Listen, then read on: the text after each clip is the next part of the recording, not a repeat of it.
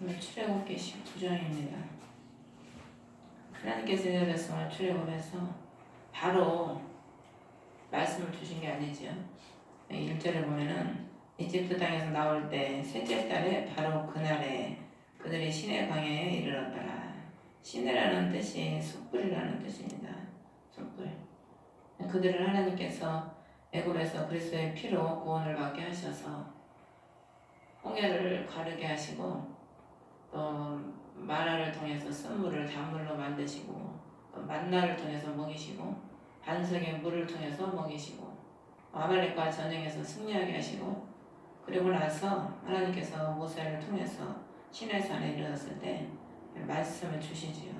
우리가 신앙생활 이렇게 보면은 예수를 믿는다고 해서 바로 말씀을 그냥 바로 아멘 하면서 말씀에 충성하기가 힘들어요. 물론 그런 사람도 뭐 있겠지만은 신앙이 어리기 때문에 그때는 하나님께 자신의 말씀을 받았다기보다는 그냥 시키니까 그냥 순종하는 수준이었죠. 근데 우리가 예수를 믿고 또 하나님의 말씀을 보고 먹고 듣고 기도하고 하면서 성장함으로 인해서 이제 신앙이 성장을 하면은 그때는 누구의 말로 뭐 신앙생활을 하기보다는 자신이 직접 하나님을 만나고 하나님과 교통함으로 인하여서 신앙생활을 하게 되지요. 그래서 그 사마리아 여인이 나가서 전도할 때 와 보라 해서 그들이 처음에는 그 여인의 말을 듣고 예수님께 오지요. 근데 나중에는 뭐라고 합니까? 그가 그리스도임을 우리가 안다. 그 여자의 말로 인해서가 아니라 자신들이 예수님의 말씀을 들어보니까 본인들이 깨닫게 되는 거죠. 또 우리가 신앙은 하나님께서 체험을 통해서 우리가 스스로 하나님을 만나고 깨닫고 하나님과 교통함으로 인해서 여러분들의 심령에 말씀이 새겨져야 됩니다. 하나님께서 모세에게 돌판에 말씀을 새겨주시잖아요. 그 돌판이 바로 예수 그리스도시고 또 우리가 우리의 심령에 하나님 말씀이 새겨져야 되죠. 새겨져야 그 말씀을 붙잡고 우리가 그 말씀대로 살지 새겨지지 못하면은 늘 환경 따라 바람 따라 넘어지고 바닷물이 출렁일 때마다 바람에 불어서 출렁이면 늘 출렁거리고 사람의 말에 기울이게 되고 중심이 흐트러져서 하나님과 바로 그 길을 걸어가기가 힘들죠. 그래서 셋째 달에 시내 광야에 이르렀더라. 하나님께서 은혜의 장소에 우리가 하나님의 말씀을 받는 그 장소가 가장 복된 장소입니다. 비록 이들이 광야에 있지만은 하나님의 말씀을 받는 그 장소, 그 심령이 가장 복된 거죠. 오늘날에도 우리가 많은 사람들이 이 세상 살아가지만은 어디에 있든지 무엇을 하든지 가장 복된 사람은 하나님의 말씀을 받는 사람이 가장 복된 겁니다. 그래서 그 마리아가 예수님의 발에 앉아서 그의 말씀을 또박또박 받아 먹잖아요. 그러니까 예수님 뭐라 그래요? 마리아는 좋은 편을 택했다고 하지 않습니까? 우리가 비록 광야 같은 세상을 산다 할지라도 사람의 말이 아니라 주님의 말씀을 우리가 먹고 그의 말씀을 우리가 받고 그와 교통하는 삶이 가장 복된 삶이죠. 그래서 이절에 보면 그들이 르비딤을 떠나서 시내 사막에 이르러 광야의 장막을 치되 이스라엘이 거기서 산 앞에 진을 쳤더라. 3절에 보면 이제 모세가 하나님께 올라가니 이제 19장부터 모세가 하나님의 부름에 따라서 산을 올라갔다 내려갔다 합니다. 모세가 중보자죠, 중보자. 오늘날 중보자 대신 그리스도를 상징하는데 이 모세가 산에 올라가서 하나님의 말씀을 받아서 또 내려와서 백성에게 고하고 또 올라가서 받아서 내려와서 또 백성에게 고하고 계속 이렇게 반복적인 걸 볼 수가 있어요. 우리 예수님께서 하나님이시지만 이 땅에 내려오셨잖아요. 내려오셔서 뭘 하셨습니까? 내려오셔서 하나님 말씀 우리에게 증거해 주신 거예요. 그리고 또 십자가에서 죽으시고 부활하셔서 하늘로 올라가셨잖아요. 올라가셨는데 나중에 이제 또 재림의 때 주님은 또 오시지요. 하나님이 모세를 그를 불렀다는 거예요. 하나님이 아무나 부르는 게 아닙니다. 오늘날에도 우리가 보면은 하나님이 아무나한테 말씀을 주는 게 아니에요.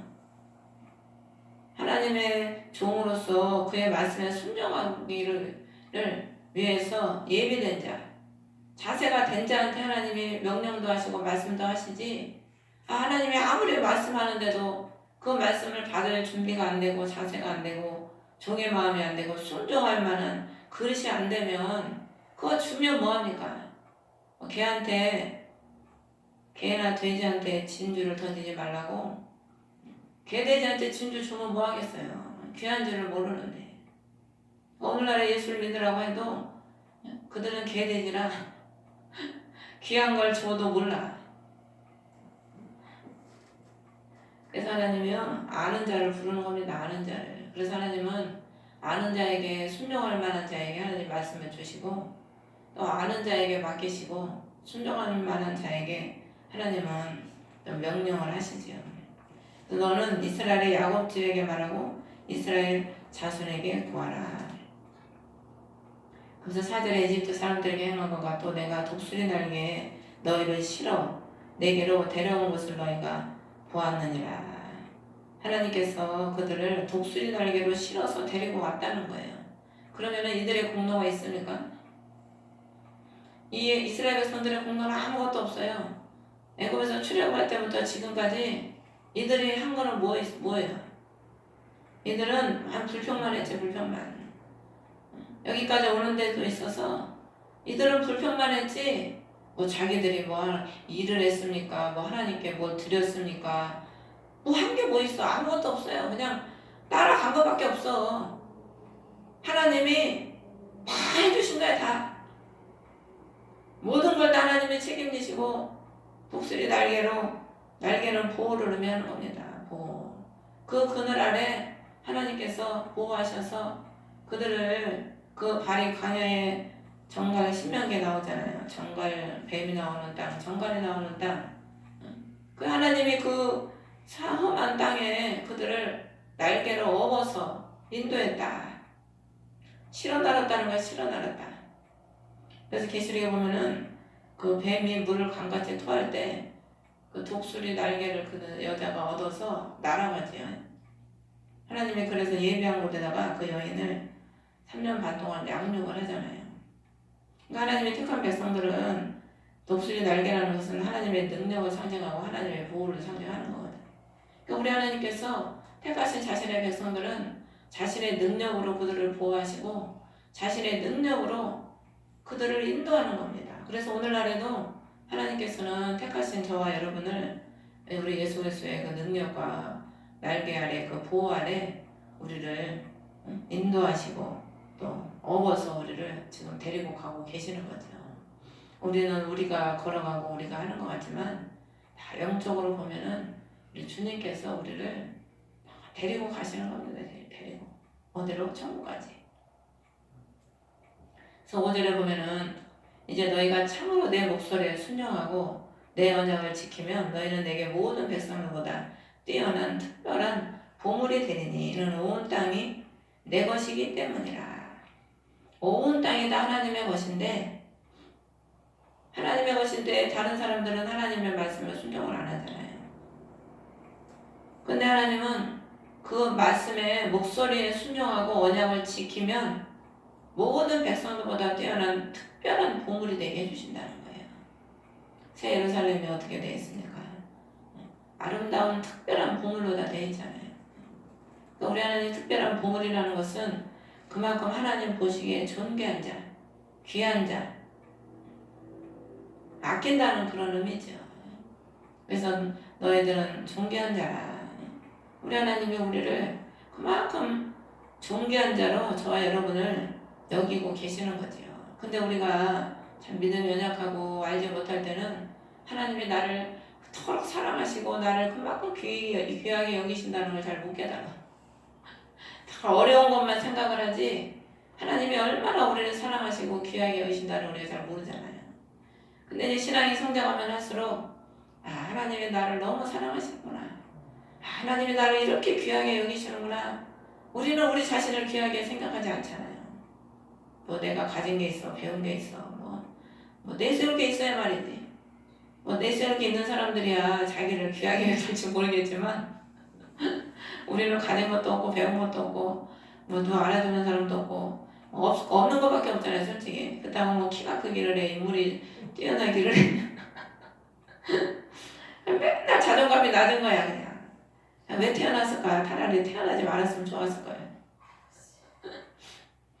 그런데 세월이 지나면서 이제 하나님의 사랑을 알고 그분의 은혜를 누리다 보면은 하나님이 나같이 부족한 것을 이렇게 사랑하시고 나같이 부족한 걸 이렇게 귀하게 여기시는구나.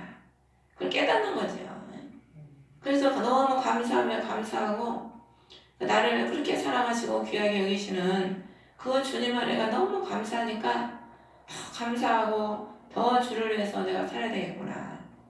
그 마음을 갖게 되는 거죠. 그것을 아는 것이 참 복인 줄 믿습니다. 그래서 오늘날에 저와 여러분을 주님이 아주 특별한 보물로 귀하게 여기시고 계세요, 지금. 그러니까 우리가 뭐 기죽을 게 없는 것 같아. 뭐 가진 게 없고 뭐 잘난 거 없어도 자부심을 가져야 돼, 우리가. 나는 하나님의 특별한 사람이다. 우리가 여러분이 그런 자부심을 가지고 살아가시기를 바랍니다.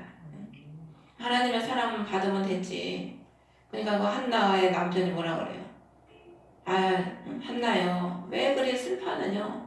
나만 있으면 되지 않냐? 그게 무엇의 뜻입니까? 예수님이 너 육신적으로 즐거움이 없어도 남편, 신랑 되신 예수 나만 있으면 되지 않냐? 그런 의미지요. 우리 주님만 우리한테 계시면 되지. 주님이 우리 전부시잖아. 모든 것이 다 주님의 것인데 뭐. 그래서 우리가 주님으로 만족을 하면은 항상 기쁘지, 항상 기뻐. 주님으로 만족을 못하니까 없는 것 같고 부족한 것 같고 안 되는 것 같고 그런 거죠. 6절에 보면은 너희는 내게 제사장 왕국이 되며 거룩한 민족이 되리라. 그래 베드로가 너는 왕같은 제사장이요 거룩한 백성이라. 우리의 심령을 하나님이요 제사장의 왕국으로 삼아주시려고 하는 겁니다. 그러니까 여러분의 심령 한 사람 한 사람이 그리스도의 왕국인 거예요. 왕국. 왜? 그리스도가 그 안에 계시니까. 그러니까 우리는 왕국이야. 내 한 사람이. 그래서 우리가요 우리 심령에 그리스도의 왕국이 이루어진 사람은 천년왕국 때 왕노릇 하는 겁니다. 그게 다 이어지는 거예요. 왜? 내 안에 그리스도의 왕국이 있으니까 하나님이 나중에 우리를 천년왕국 때 왕국을 소유했기 때문에 그 왕국을 누리게 해주시는 겁니다. 그 왕국을 소유한 자들에게. 천년 동안 늙지도 않고 젊고 아름다운 모습으로 왕노릇 하는 거예요. 왕노릇. 지금은 종노릇 하지만 그때는 왕노릇 하는 거지. 왜? 하나님 공의 하나님이라 지금 왕노릇하고 자기가 왕이라고 왕노릇하는 사람들은 그때 종노릇도 못해. 솔직히 발에 때만도 못하죠. 근데 지금 우리는 그리스도를 섬기고 형제를 섬기고 섬기는 종의 삶을 살기 때문에 그날에 주님께서 왕노릇하게 해주시는 거죠. 거룩한 왕국, 그 거룩한 민족의 왕노릇을 주님이 해주시죠. 그래서 7절에 모세가 와서 백성의 장로들을 불러 주께서 자기의 명령하시니 모든 말씀을 그들의 얼굴 앞에 내놓음에 얼굴 앞에 내놨다는 거예요. 얼굴 앞에. 그럼 지금 막 말을 하고 있는데 얼굴 앞에 내놨단 말이 좀 이상하지요. 이건 뭘 의미하냐면 얼굴은 본질을 의미하는 겁니다. 우리 하나님은 하나님의 말씀이 곧 주님이시잖아요. 자신의 본질을 우리 본질에게 말씀하시는 거예요. 그래서 교통이 이루어지면 그 본질이 섞이는 거죠. 그래서 나의 죄성은 주님이 가져가시고 주님의 거룩하심을 나한테 부어주시는 거예요. 우리 하나님 말씀은 거룩이시잖아요. 그 거룩한 말씀을 우리 얼굴 앞에 본질 앞에 우리 주님이 주시니까 우리의 본질은 뭡니까? 죄밖에 없어요. 우리의 죄악을 주님이 다 덮어서 그리스도의 그 거룩한 본질을 우리에게 부어주심으로 인하여 우리가 거룩한 나라 왕같은 제사장이 되는 거죠. 우리 힘으로 그게 됩니까? 절대 될 수가 없거든요. 그들의 얼굴 앞에 내놓으니까 그들의 8절을 보면은 온 백성이 함께 응답하여 주께서 말씀하신 모든 것을 우리가 행하리이다 하니 모세가 백성의 말을 주께 전했다. 중보자의 역할을 하죠. 예수 그리스도께서 우리의 중보자가 되신 같이 모세가 지금 중보자의 지금 삶을 살고 있는데 여기 보면은 이스라엘 백성이 우리가 행하리이다. 하나님 앞에 자기들이 행한다는 거예요. 근데 이들이 자기가 행한다고 했는데 행했습니까? 행하기는 뭘 행해. 원망하고 불평하고 원망만 하다가 다 광야에서 엎드려져 죽었지. 그러니까 우리가 뭘 행합니다. 우리가 되는 게 아니에요. 우리가. 베드로가 내가 주님 버리지 않겠다고 하지만 자기가 버리지 않겠다고 해놓고 자기가 버리잖아. 우리가 하나님 말씀은요, 우리가 행하는 게 아닙니다. 우리는 그냥 순종할 뿐이고 우리 안에서 성령이 우리를 통해서 행하게 하시는 거지, 우리가 뭘 한다고 하면은 내 자아가 더 나가는 거죠. 내 힘은 내 의지로 하려고 해봐요. 되나? 안 되지. 그래서 하나님 율법을 주셨는데, 율법을 왜 주셨나? 너희가 못한다는 걸 깨닫게 하기 위해서 율법을 준 겁니다. 내가 죄인이라는 걸 깨달아야 예수님이 필요하지. 내가 못한다는 걸 깨달아야 주님, 내가 못하니까 주님이 해주세요 하고 주님을 의지해야 돼요. 내가 다 할 것 같으면은 주님 필요 없지. 이들은 우리가 행하리이다 그래놓고 얼마 못 가서 뭐 얼마는 뭐야, 모세가 40일 동안 안 내려오니까 벌써 뭐 하고 있어. 응?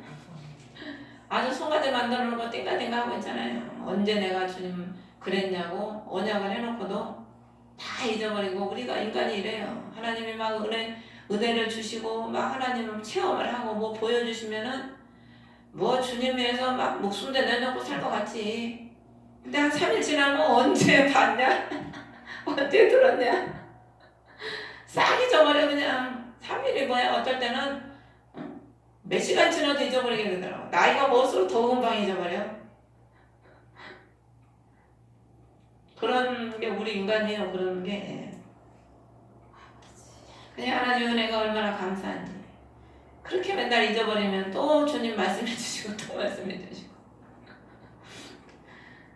보림이가 이번에도 또 하나님 뭘 하나 보여주셨다고 또 목사님한테 물어보더라나. 참 하나님의 은혜가 얼마나 감사한지. 수도 수없이 그렇게 얘기를 해줘도 그때뿐이고, 행하지 않아도 또 하나님 또 알려주시잖아. 하나님은 우리가 죽기 직전까지 알려주죠. 죽기 직전까지. 그런데도 깨닫지 못하고 회개하지 않으면 그냥 죽는 거고. 여호람 왕이 북이스라엘의 그 이세벨의 딸을 그냥 부인으로 삼아가지고 8년 동안 이스라엘 유다를 통치했는데, 왕이 되자마자 자기 형제들을 다 죽여버리고 악만 행한 거예요. 자기 아버지 여호사밧이 다 없앤 우상 다시 세우고 산당 다시 세우고. 창자에 병이 들어가지고, 근데 하나님은요 참 은혜 하나님이야. 병이 들어서 그냥 바로 죽게 안 해요. 그러면은 2년 동안, 2년 후에 죽었더라.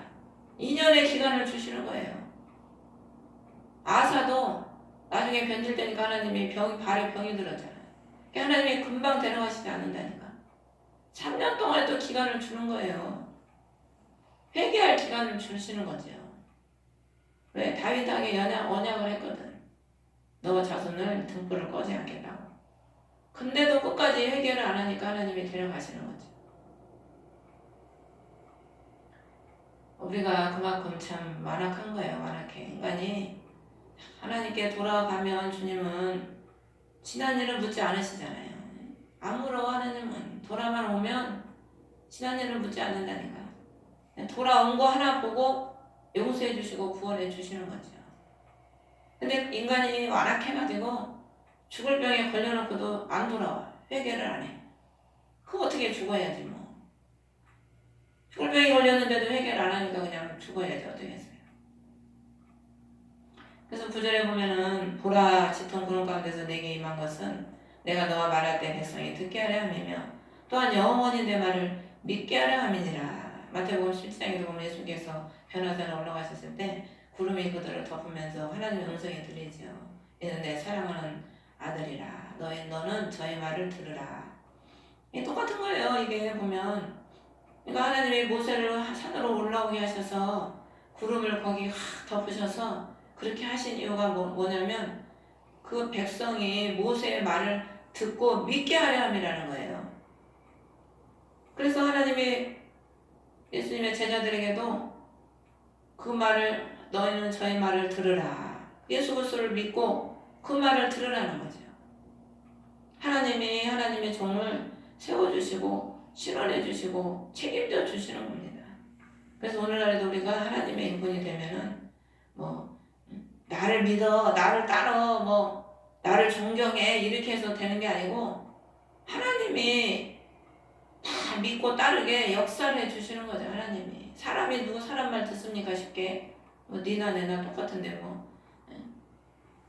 하나님이 믿게 해주시고 듣게 해주셔야지 그 심령을 열어서 존경하게 해줘야지 안 되는 거예요. 그러니까 우리 가정에서도 안 믿는 우리 가족들이나 자녀들한테도 우리가 하나님이 나를 세우시고 그들이 나를 인정할 걸 하나님이 해주셔야지 사람이 나를 존경해야 한다고 존경이 되는 게 아니지 않습니까? 우리가 산에 이렇게 가다 보면 노루나 사슴 같은 게 이렇게 사람 보고 도망가잖아요. 제가 그걸 보면서 하나님이 노아에게 모든 짐승이 너를 두려워하리니 그랬거든. 정복하고 다스리라고. 하나님이 그렇게 만들어 놓은 거예요. 짐승들이 사람을 보면 두려워하게. 그래서 짐승들이 보면 다 도망가잖아요. 사람 보면 그냥 도망가 그냥 지들이 알아서. 안 그러고 막 달려들면 사람이 어떻게 살겠습니까? 하나님이 그렇게 만들어 놓은 거야. 짐승들이 사람을 두려워하게끔. 하나님이 뭐든지요 다 권위도 세워져야 되고 하나님 믿게 해야 되고 하나님이 그 말도 듣게 해야 되는 겁니다. 그래서 우리가 안 믿는 가족들도 보면은 하나님이 그 마음을 열어서 내 말을 듣고 나를 믿고 나를 존경하게 해야 하나님이 그렇게 해주셔야지 나를 세워주셔야지 내가 스스로 세워지는 게 아니지요. 형제들 가운데서도 그렇고. 그러려면 여러분들이 하나님 앞에 인정받는 자가 돼야 돼요. 내가 먼저. 내가 하나님께 인정받는 자가 되면 하나님은 사람한테도 나를 인정받게 해주십니다. 모세를 하나님이 인정하시니까 백성들 앞에 그의 말을 듣게끔 그를 믿게끔 하나님이 역사를 해주시잖아요. 친히 임재하셔서. 그래서 그들을 믿게 하는데 예수 그리스도를 믿게 하는데 어떻게 믿게 하냐. 10절에 보면은 오늘과 내일을 거룩히 구별하라. 자기 옷을 빨게 하라는 거예요. 옷을 빤다는 거는요. 회개를 의미하는 겁니다. 회개.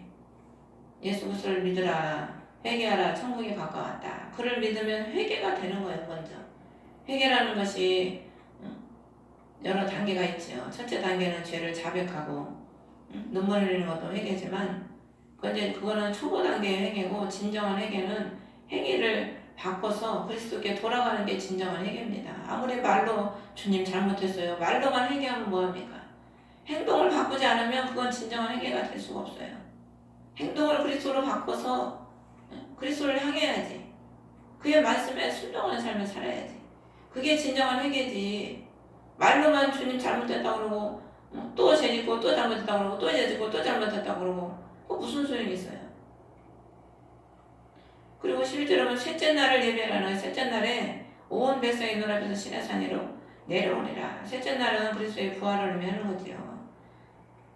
그리스도께서 부활하심으로 인해서 하나님이 임재가 우리한테 그 영이 오셨잖아요. 그 성령이. 그리스도께서 죽으시고 부활하심으로 인해서 성령이 우리한테 오셨거든요. 예수 그리스도를 믿음으로 우리가 회개가 되고 옷을 빨게 되고 예수 그리스도의 부활하심으로 성령이 우리에게 오셔서 우리 안에 내주하셔서 우리를 구원의 백성으로 데리고 가시는 거지요. 그래서 오늘 19장에 보면 1절에도 셋째 날이 나오고 11절에는 셋째 날이 나오고 이 셋째가 3이 많이 나와요. 3이 하나님의 숫자 않습니까? 부활의 숫자고. 16절에도 셋째 날에 나팔 소리가 나오고 12절에 보면은 사방에 지경을 정해서 누구든지 산에 오르지 못한다는 거예요. 모세 외에는. 그러니까 우리가 그리스도를 통해서만이 하나님께 갈 수 있지 그리스도 없이는 하나님께 갈 수가 없어요. 그러면은 그리스도가 없이는 죽을 수밖에 없어요. 죽임을 당한다는 거예요. 우리가 예수 그리스도가 우리 안에 계실 때 우리가 하나님 얼굴을 배울 수 있지 그리스도가 없이 하나님께 설 때는 심판받기 위해서 쓰는 겁니다. 죽음을 위해서 쓰는 거죠. 죽음을. 13절에 보면은 짐승이든 사람이든 살지 못한다. 손을 대지 말아라.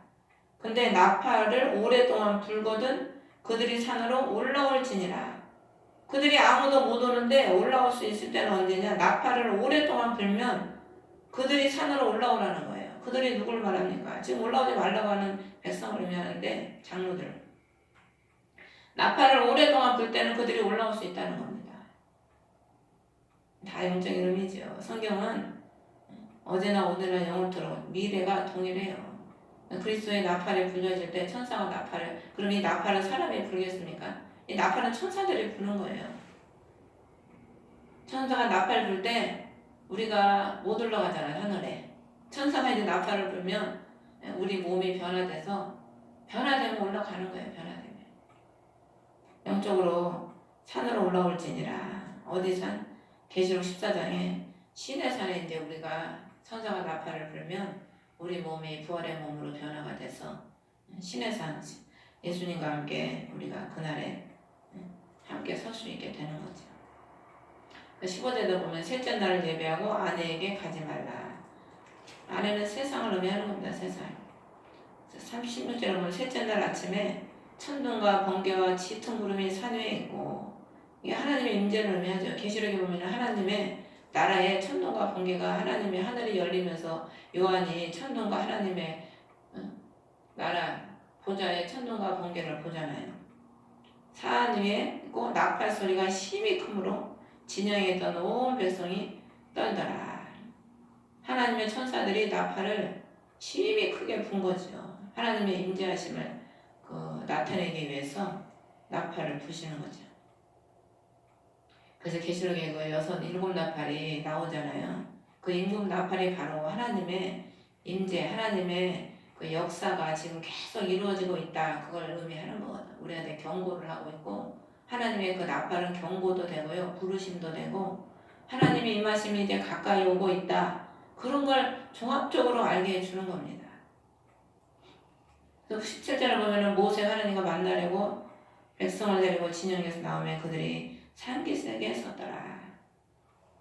18절에 시내산에 온통 연기로 자욱하니 주께서 불 가운데서 그 위로 내려오셨기 때문이다. 그곳의 연기가 화로의 연기같이 위로 올라가고 산이 크게 진동하더라. 하나님은 불 가운데서 그 위로 내려오셨다는 거예요. 그러니까 성령 하나님을 통해서 우리에게 오신다는 그런 의미지요. 그리고 연기는 올라간다는 거예요. 그 하나님의 흠명하시는 그 연기는 위로 하나님이 받으시기, 영광을 받으시기 위해서 올라가는 거죠. 그러니까 산이 크게 진동하더라. 하나님이 임하시면은 진동이 와, 진동이. 그러니까 죽은 사람은 움직임이 없잖아요. 근데 하나님이 임하시면은 움직임이 있는 거예요. 이 산이 어떻게 스스로 진동을 합니까? 하나님이 임하시니까 산이 진동을 하는 거예요. 그래서 사도행전 2장에도 보면은 성령이 그들에게 임하니까 어떻게 돼요? 그들에게 변화가 일어나잖아요. 진동이 일어나는 거예요. 그 자리가 진동이 일어나잖아요. 그러면서 그 제자들, 기도하는 제자들에게 진동이 일어나고 변화가 일어나지 않습니까? 성령의 충만이 임하면, 하나님의 임재가 임하시면은요, 움직인다니까. 변화가 있다니까요. 변화가 없는 거는 아직 주님이 나한테 강하게 역사하지 않고 있다는 겁니다. 충만하지 못하다는 거예요. 아니, 하나님이 임하시면, 충만하게 임하시면 변화가 오는 거는 당연한 순서거든. 근데 예수님의 임재가 약하면 변화가 별로 없어. 오늘이나 내일이나 동일해. 변화가, 진동이 있어야 됩니다. 진동이. 하나님의 임하시면 진동이 있어서 하나님의 뜻을 행치 않고는 견딜 수가 없는 거죠. 하나님이 임하시기 때문에. 그러니까 만나는 사람한테 전도하고, 있으면 나누고, 움직임이 있는 거예요, 움직임이. 근데 살았다나 죽은 자, 그런 교회들은 움직임이 없어, 움직임이. 사대교회, 라오디게아 교회, 뜨뜻미지근하고 완전히 영이 죽어가지고 성령 충만이 없어. 교회는 교회인데. 그러니까 죽어있는 거야. 뭐 움직임이 없어, 움직임이. 주를 위해서. 교회를 위해서도 움직임이 없고, 뭐 교회를 위해서 움직임이 없는 것도 하나님을 위해서 움직임이 없는 거죠. 뭔가 교회를 위해서 내가 충성하려고 그러고 하나님의 영광을 위해서 뭐가 살려는 뭔가 움직임이 있어야 되는데 그런 게 없는 거죠. 19절에 나팔 소리가 오랫동안 나며 점점 커질 때 모세가 말한즉 하나님께서 그에게 음성으로 응답하셨더라. 나팔 소리가 오랫동안 났다는 거예요. 그러면서 점점 더 커졌다는 거죠. 하나님의 임재가 오랫동안 시내산에 머물고 그 임재가 더 커졌다는 그런 의미죠. 그러니까 우리 안에 그리스도의 임재가 임하고 그리스도의 임재가 더 커지면 모세가 말한 즉 하나님의 음성으로 응답하시더라. 하나님과 교통이 이루어지는 겁니다. 교통이. 그러니까 여러분의 심령에 하나님의 임재와 하나님의 역사가 오랫동안 나고 커지면 교통이 이루어진다니까. 한나가 하나님의 전에서 오래 기도하니까 어떻게 돼요? 입술이 술 취한 자처럼 너글너글 자기도 모르게 너글너글 되는 거예요. 성령에 의해서 기도를 하는 거죠. 그래서 교통이 이루어지는 거죠. 그러니까 교통이 이루어지니까 한나가 어떻게 해요? 기쁨을 가지고 내려가잖아요. 하나님을 만나니까. 교통이 이루어지면 기쁨의 주님을 만나니까 슬픔을 다 내려놓고 기쁨을 가지고 내려가는 거예요. 20절에 보면 주께서 시내산의 산의 꼭대기에 내려오시고 그 산의 꼭대기로 모세를 부르셨다. 감람산 꼭대기에 주님이 스갈에서 오신다고 그랬고 항상 산 꼭대기에서 항상 엘리야도 산 꼭대기에서 하나님과 교통을 하고 꼭대기라는 것은 영적인 높은 차원을 의미하는 겁니다. 그러니까 우리가요 이 육적인 차원이 있고 다 차원이 달라요. 아래에 있는 사람, 중간에 있는 사람, 꼭대기에 있는 사람 영적인 수준이 다 다른 거죠. 그 자기의 영적인 수준에 따라서 하나님을 만나는 겁니다. 그러면서 우리 하나님 20절에 보면은 가까이 오는 제사장들도 자기를 거룩히 구별하게 하라. 그들 향해 돌려갈까 염려하노라. 24절에도 그들 향해 돌격할까 염려하노라. 그러니까 우리가 하나님께는 우리 힘으로 갈 수가 없습니다. 오직 예수 그리스도의 우리 부르심과 그분의 공로와 그분의 은혜로 우리 하나님께 올라가는 거지 자기 스스로 갈 수가 없죠.